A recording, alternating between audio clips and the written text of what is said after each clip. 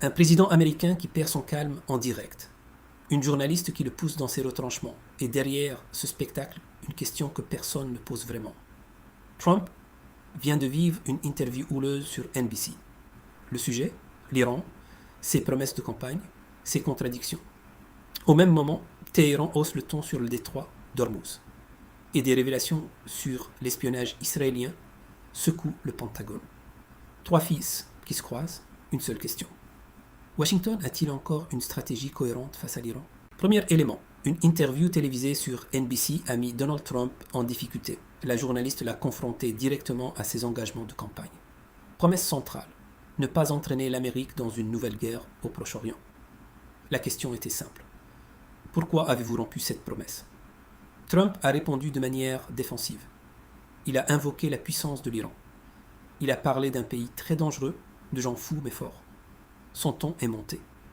L'échange est devenu tendu. Deuxième élément. Le Congrès américain a voté à 6 reprises sur des résolutions concernant l'Iran. 5 de ces votes visaient à limiter les options militaires de l'exécutif. Tous ont échoué. La majorité républicaine a systématiquement bloqué ces initiatives. Le 6e vote, plus récent, n'a pas non plus abouti. Cela signifie que Trump conserve une large marge de manœuvre légale pour une action militaire. Troisième élément. Le Pentagone a relevé son niveau d'alerte contre espionnage au maximum. Selon plusieurs journaux américains, cette décision résulte de soupçons d'espionnage israélien. La cible présumée, les négociations américaines avec l'Iran. Un ancien officier du renseignement américain a confirmé que cette pratique n'est pas nouvelle. Israël espionne ses alliés depuis longtemps, a-t-il déclaré. Quatrième élément, un commandant iranien a réitéré la position de Téhéran sur le détroit d'Ormuz. Le message est clair. Aucun passage gratuit. Cette déclaration s'inscrit dans une rhétorique constante. L'Iran considère le contrôle de ce détroit comme un levier stratégique majeur. Près de 20% du pétrole mondial y transite. Mais ces 4 faits, pris séparément, ne disent pas tout. C'est leur conjonction qui révèle quelque chose. Pourquoi cette convergence maintenant? Pour comprendre, il faut remonter quelques mois. Et les négociations américano-iraniennes ont repris après une longue interruption. Trump avait quitté l'accord JCPOA en 2018. Il l'avait qualifié d'arnaque, de chemin vers le nucléaire. Depuis, l'Iran a progressivement relevé son enrichissement d'uranium. Les estimations actuelles placent Téhéran à quelques semaines d'une capacité technique nucléaire. La reprise des discussions a créé un paradoxe. Trump négocie avec un pays qu'il qualifie publiquement de fou et dangereux. Cette contradiction est devenue visible lors de l'interview NBC. La journaliste l'a exploitée. Vous aviez promis de ne pas faire la guerre. Vous négociez avec eux. Mais vous les décrivez comme des fous prêts à faire exploser le monde. Où est la cohérence? Côté iranien, la stratégie est différente. Téhéran joue sur plusieurs tableaux. Officiellement, l'Iran affirme ne pas vouloir l'arme nucléaire. Dans les faits, il maintient une ambiguïté calculée. Le programme continue. Les centrifugeuses tournent et surtout, le levier du détroit d'Ormuz reste activé. Ce détroit est un goulet de 21 000 marins, de large à son point le plus étroit. Toute perturbation aurait des conséquences immédiates sur les marchés pétroliers mondiaux. L'Iran le sait. Les déclarations répétées de ses commandants ne sont pas de la rhétorique vide. C'est un rappel constant de cette capacité de nuisance. L'affaire d'espionnage israélien ajoute une couche de complexité.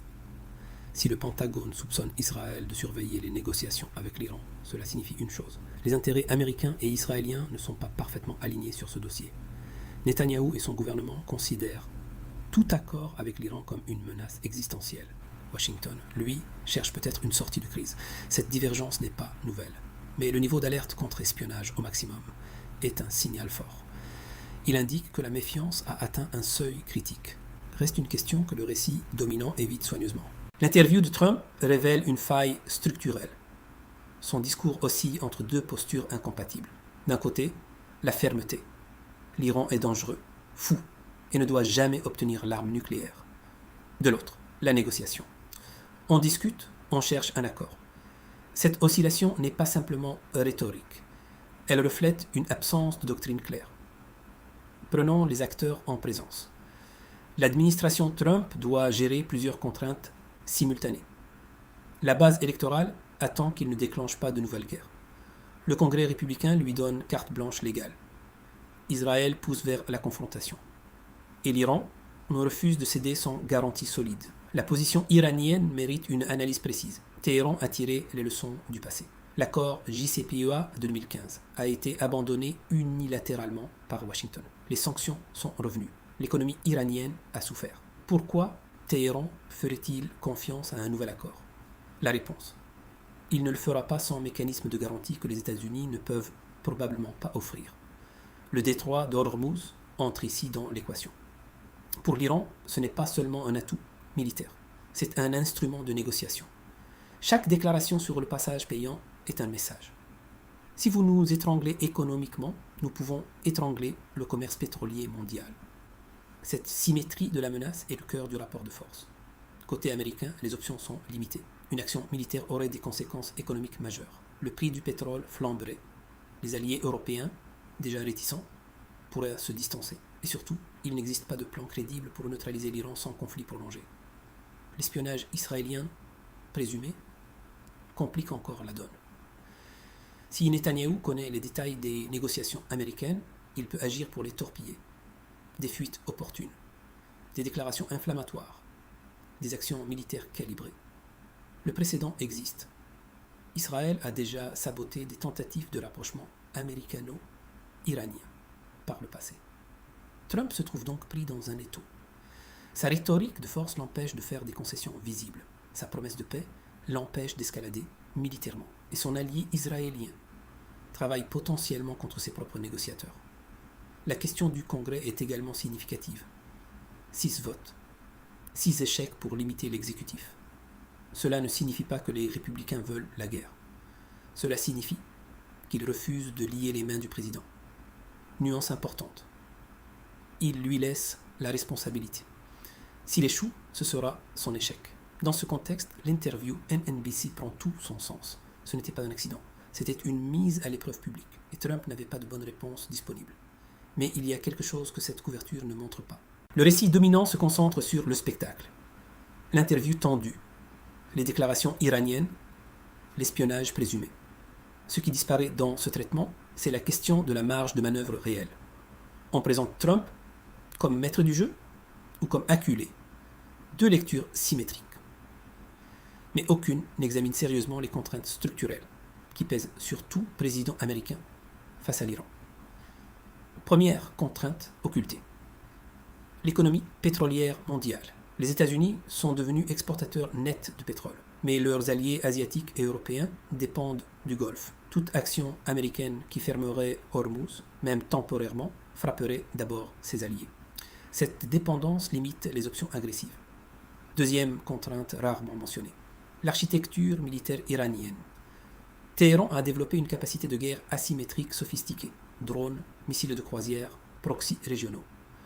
Une frappe américaine sur les installations nucléaires ne détruirait pas cette capacité de représailles. Elle l'activerait. Troisième angle mort. La position des monarchies du Golfe. L'Arabie saoudite et les Émirats arabes unis ont discrètement amorcé des discussions avec l'Iran ces dernières années. Ils ne souhaitent pas être le champ de bataille d'un conflit américano-iranien. Cette prudence régionale n'apparaît presque jamais dans la couverture occidentale. Enfin, la question du temps. L'Iran approche peut-être d'une capacité nucléaire technique. Mais la décision de fabriquer une arme est politique, pas technique. Cette distinction est systématiquement effacée. On parle de semaines avant la bombe. Ce qui compte, c'est la décision de franchir le seuil. Et rien n'indique que Téhéran l'ait prise. Ces éléments changent l'analyse. Ils suggèrent que la marge de Washington est bien plus étroite que le discours officiel ne le laisse croire. L'interview de Trump sur NBC n'était pas un simple dérapage médiatique. Elle a révélé les contradictions d'une stratégie construite sur des promesses incompatibles. Pas de guerre, mais pas de concession non plus. Négocier avec l'ennemi tout en le qualifiant de fou dangereux. L'Iran, de son côté, maintient sa pression. Le détroit d'Ormuz reste son atout principal. Les déclarations de ses commandants ne sont pas des menaces vides, ce sont des rappels constants d'une capacité de nuisance économique mondiale. Entre Washington et Téhéran, la partie continue. Mais elle se joue avec des cartes que ni l'un ni l'autre ne contrôlent entièrement. Alliés imprévisibles, contraintes économiques, opinion publique. La question que je vous pose, dans ce contexte, un accord durable est-il encore possible? Ou assistons-nous à une gestion permanente de la crise sans résolution? Voie interdite.